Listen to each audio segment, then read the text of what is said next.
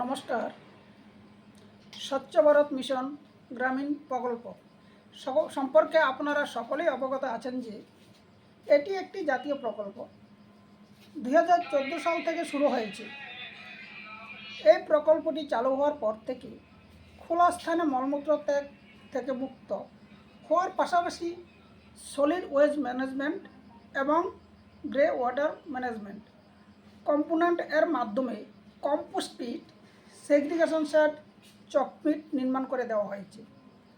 পাশাপাশি community sanitary complex নির্মাণ করা হয় এবং সেগ্রিগেশন বিন ক্রয় করে বিভিন্ন বাজার ও চৌমুনিগুলিতে সরবরাহ করা হয়েছে, যার ফলে আমাদের হদ্রা গ্রাম পঞ্চায়েতে 100% পরিবার এই প্রকল্পের মাধ্যমে উপকৃত হয়েছে।